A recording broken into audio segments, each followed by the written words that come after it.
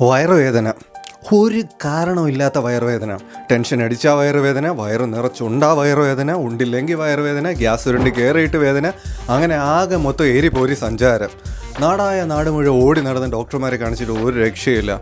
പരീക്ഷയോ client മീറ്റിങ്ങോ കോൺഫറൻസോ അങ്ങനെ വിശേഷ കാര്യം വല്ലതും വന്നാൽ അപ്പം തുടങ്ങും വയറുവേദന, വയറിളക്കം, വയറ് കൊളുത്തിപ്പിടുത്തം, തലവേദന. മരുന്ന് ഇനി എന്തൊക്കെ പറഞ്ഞാലും എന്തൊക്കെ കൊടുത്താലും ഒരു രക്ഷയുമില്ല. ഒടുവിൽ രോഗിയുടെ വെപ്രാളവും വേഗാരവും വേദനയും എല്ലാം കൂടി കണ്ടിട്ട് ഡോക്ടർമാർ വിധി എഴുതും IBS.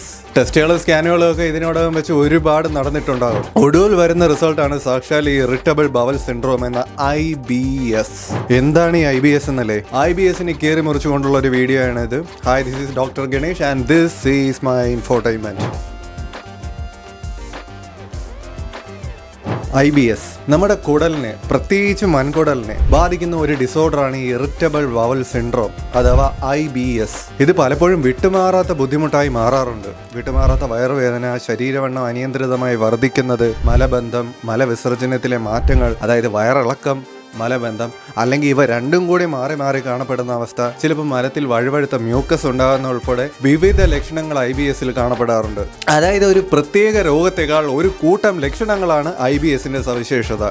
IBSന്റെ ലക്ഷണങ്ങൾ ഓരോ രോഗിക്കും വ്യത്യാസപ്പെടാം. ഇവയിൽ സാധാരണമായവയെക്കുറിച്ചാണ് ഇനി പറയാൻ പോകുന്നത്. വയറുവേദന അല്ലെങ്കിൽ വയറ്റിലുള്ള അസ്വസ്ഥതയാണ് IBSന്റെ ഏറ്റവും സാധാരണമായിട്ടുള്ള ലക്ഷണം. ഈ വേദനയും അസ്വസ്ഥതയും സാധാരണയായി അടിവയറ്റിലാണ് അനുഭവപ്പെടുന്നത്. മലവിസർജനം വഴി ചിലർക്ക് അല്പം ആശ്വാസം കിട്ടുമ്പോൾ മറ്റു ചിലർക്ക് ടോയ്ലറ്റിൽ പോയി വന്നാൽ ബുദ്ധിമുട്ടുകൾ കൂടുകയാണ് ചെയ്യുന്നത്. മലവിസർജന ശീലങ്ങളിലെ മാറ്റങ്ങളാണ് IBSന്റെ ഒരു വലിയ പ്രത്യേകത. IBS ഉള്ള ആളുകൾക്ക് നേരത്തെ പറഞ്ഞതുപോലെ വയറിളക്കം, മലബന്ധം, അല്ലെങ്കിൽ ചിലപ്പോൾ ഇവ രണ്ടും ഒരുമിച്ചും വന്നേക്കാം. ചില വ്യക്തികൾക്ക് എപ്പോഴും ബാത്റൂമിൽ പോകണമെന്നായിരിക്കാം, മറ്റുള്ളവർക്ക് ബാത്റൂമിലേ പോണ്ടെന്നായിരിക്കാം. ഇതിനോടൊപ്പം വയറുവീർപ്പിന്റെ ബുദ്ധിമുട്ടും രോഗികളിൽ കാണപ്പെടാറുണ്ട്. അമിതമായ ഗ്യാസ് ട്രബിൾ കാരണമാണ് പലപ്പോഴും ഇത്തരത്തിൽ വയർ വീർക്കുന്നത്. ഇനി മറ്റൊരു പ്രധാന പ്രശ്നമാണ് ടോയ്ലറ്റിൽ പോയാൽ ഒരു തൃപ്തിയില്ലായ്മ.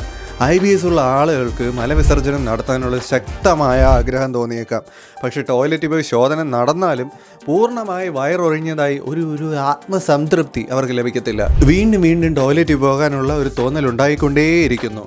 ഇങ്ങനെ അടിക്കടി ടോയ്ലറ്റിൽ പോയി വരേണ്ടി വരുന്നു. IBSന്റെ ലക്ഷണങ്ങളുടെ തീവ്രതയും ആവർത്തിയും എല്ലാം ഒരു രോഗിയിൽ നിന്ന് വ്യത്യസ്തമായിരിക്കും മറ്റൊരു രോഗിക്ക്. ഇനി IBSലേക്ക് നയിക്കുന്ന കാര്യകാരണങ്ങളെ പറ്റി സംസാരിക്കാം. ഇറിറ്റബിൾ ബവൽ സിൻഡ്രോം ഉണ്ടാകാൻ പലപ്പോഴും കൃത്യമായ കാരണങ്ങളൊന്നും കണ്ടെത്താൻ ഇതുവരെ ശാസ്ത്ര സമൂഹത്തിന് കഴിഞ്ഞിട്ടില്ല എന്നുള്ളതാണ് സത്യം.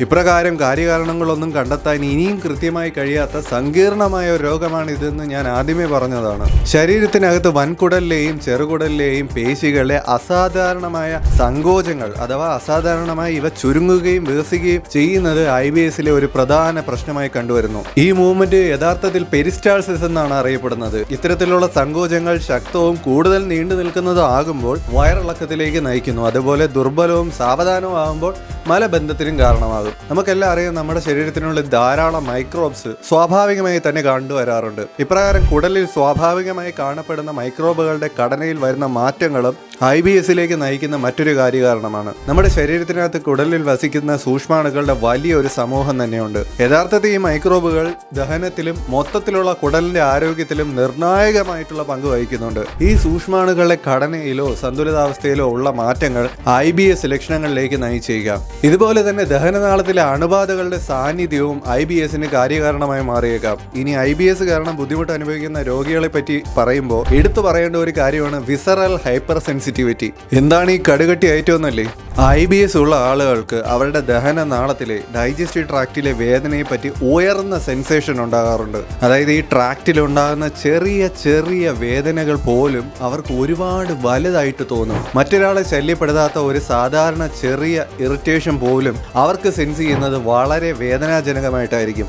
അതുകൊണ്ട് തന്നെ ചെറിയ കാര്യങ്ങളിൽ പോലും, വളരെ ചെറിയ അൾസറേഷനിൽ പോലും രോഗി കുഴങ്ങിപ്പോകുന്നു. അടുത്തതായി എടുത്തു പറയേണ്ടത് കുടൽ വീക്കങ്ങളെ കുറിച്ചാണ്. ഒരുതരം ഇൻറ്റസ്റ്റൈനൽ ഇൻഫ്ലമേഷൻസ്. കുടലിൽ ഉണ്ടാകുന്ന ചെറിയ ചെറിയ ഇൻഫ്ലമേഷൻസ് അഥവാ നീർക്കെട്ടുകൾ IBSന് കാരണമായേക്കാമെന്ന് ധാരാളം പഠനങ്ങൾ പുറത്തു വരുന്നുണ്ട്. ഈ കുഞ്ഞു കുഞ്ഞു കുഞ്ഞു നീർക്കെട്ടുകൾ അഥവാ ഇൻഫ്ലമേഷൻസ് IBS ഉണ്ടാകാൻ ഒരു കാരണമാണോ അതോ IBSന്റെ അനന്തരഫലമായിട്ടാണോ ഇവ ഉണ്ടാകുന്നതെന്ന് ഇനിയും പൂർണ്ണമായും മനസ്സിലാക്കാൻ കഴിഞ്ഞിട്ടില്ല. IBSന്റെ കാര്യത്തിൽ അതാണ് വിഷയം. പല കാര്യങ്ങളിലും ഇന്നും പല അവ്യക്തതകൾ നിലനിൽക്കുന്നുണ്ട്. മനഃശാസ്ത്രപരമായ ഘടകങ്ങളെ കുറിച്ചാണ് അടുത്തതായി സംസാരിക്കാൻ പോകുന്നത്. സമ്മർദ്ദം, ഉത്കണ്ഠ, മറ്റ് വൈകാരികമായിട്ടുള്ള ഘടകങ്ങൾ എന്നിവ കുടലിന്റെ പ്രവർത്തനത്തെ സ്വാധീനിക്കുകയും IBS ഉള്ള ആളുകളിൽ രോഗലക്ഷണങ്ങൾ വർദ്ധിപ്പിക്കുകയും ചെയ്യും. തലച്ചോറും കുടലും തമ്മിലുള്ള ആശയവിനിമയം ഉൾപ്പെടുന്ന ഒരു ബ്രെയിൻ ഗട്ട് ആക്സിസ് ഉണ്ട് നമ്മുടെ ശരീരത്തിൽ. IBSന്റെ ഉൽപ്പത്തി വികാസത്തിലും രോഗം മൂർച്ഛിക്കുന്നതിലും ഈ ആക്സിസിന് ഒരു പ്രധാന പങ്കുണ്ട്. IBSന് കൃത്യമായ ഒരു ചികിത്സയില്ലെങ്കിലും വിവിധ മുൻകരുതലുകളിലൂടെ ഈ അവസ്ഥ ഒരു പരിധിവരെ നമുക്ക്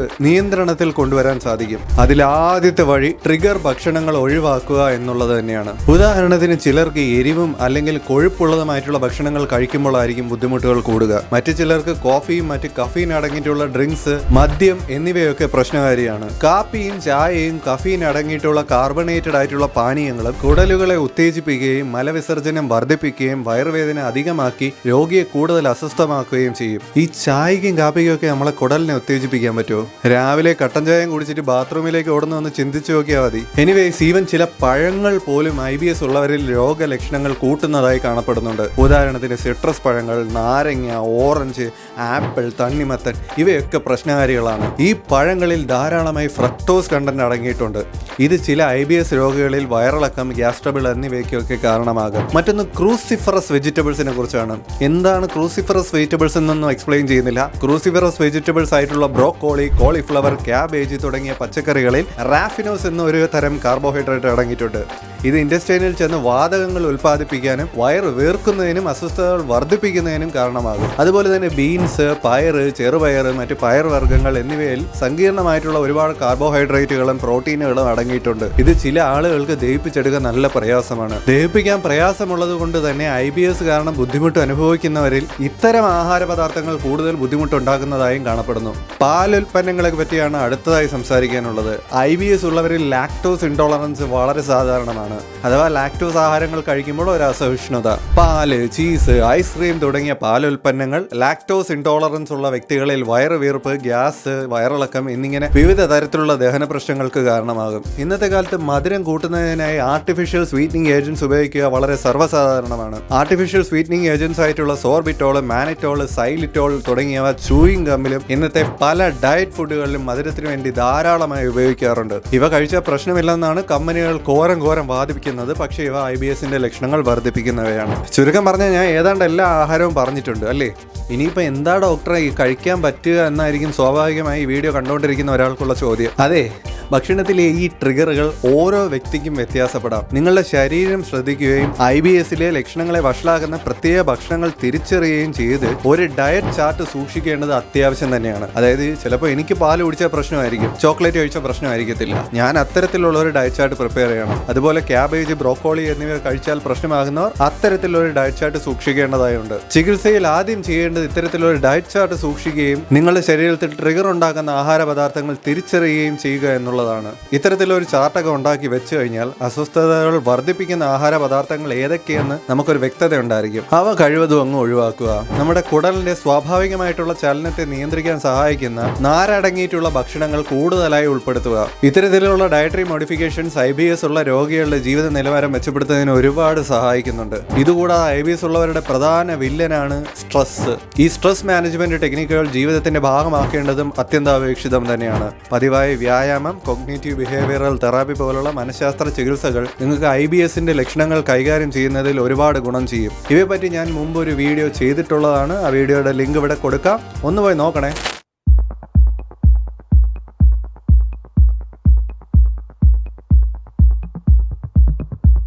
സമ്മർദ്ദം നിയന്ത്രിക്കാൻ നിങ്ങളെ സഹായിക്കുന്ന പലവിധ വിദ്യകൾ പരിശീലിച്ച് സന്തുലിതമായിട്ടുള്ള ഒരു മനസ്സ് നേടിയെടുക്കുക. ഉദാഹരണത്തിന് യോഗ, ധ്യാനം, തായ്ചി ഇവയൊക്കെ പലർക്കും പല രീതിയിൽ സഹായകരമാണ്. നന്നായി ഉറങ്ങേണ്ടതും വളരെ അത്യന്താപേക്ഷിതമാണ്. ഈ നന്നായിട്ടുള്ള ഉറക്കത്തെക്കുറിച്ച് ഞാൻ ഒരു വീഡിയോ തന്നെ ചെയ്യാൻ പ്ലാൻ ചെയ്യുന്നുണ്ട്. അത് പിന്നാലെ വരും. മതിയായ അളവിലും ഗുണനിലവാരമുള്ള ഉറക്കം ഉറപ്പുവരുത്തേണ്ടത് അവനവന്റെ കടമയാണ്. ഇത്രയുമൊക്കെ കേട്ട് നിങ്ങൾക്ക് IBS ഉണ്ടെന്ന് സംശയമുണ്ടെങ്കിൽ അല്ലെങ്കിൽ ദഹന പ്രശ്നങ്ങൾ നിരന്തരമായി നിങ്ങൾ നേരിടുന്നുണ്ടെങ്കിൽ ആഗ്രഹമുണ്ടെങ്കിൽ ശരിയായ രോഗനിർണയം നടത്താനും നിങ്ങളുടെ ലക്ഷണങ്ങളും മെഡിക്കൽ ചരിത്രവും അടിസ്ഥാനമാക്കി അനുയോജ്യമായിട്ടുള്ളൊരു ചികിത്സാ പ്ലാൻ നിർദ്ദേശിക്കാനും കഴിയുന്ന ഒരു ഡോക്ടറിന്റെ കൺസൾട്ടേഷൻ എടുക്കേണ്ടത് അത്യന്താപേക്ഷിതമാണ്. ഇനി ആയുർവേദ ശാസ്ത്രത്തിലേക്ക് വരുമ്പോൾ നിങ്ങളുടെ ശരീരത്തിന്റെ ഘടന അനുസരിച്ചാണ് IBSൽ ആയുർവേദ ചികിത്സ നടക്കുന്നത്. നിങ്ങളുടെ മനസ്സിന്റെയും ശരീരത്തിന്റെയും തരം അഥവാ പ്രകൃതി നിർണ്ണയിക്കാനും നിങ്ങളുടെ പ്രത്യേക ആരോഗ്യ ആവശ്യങ്ങൾക്കായി ഒരു ചികിത്സാ സമ്പ്രദായം നിർമ്മിച്ചെടുക്കാനും കഴിയുന്ന പരിചയസമ്പന്നനായ ഒരു ആയുർവേദ ഡോക്ടറിനെ തന്നെ സമീപിക്കേണ്ടത് അത്യാവശ്യമാണ്.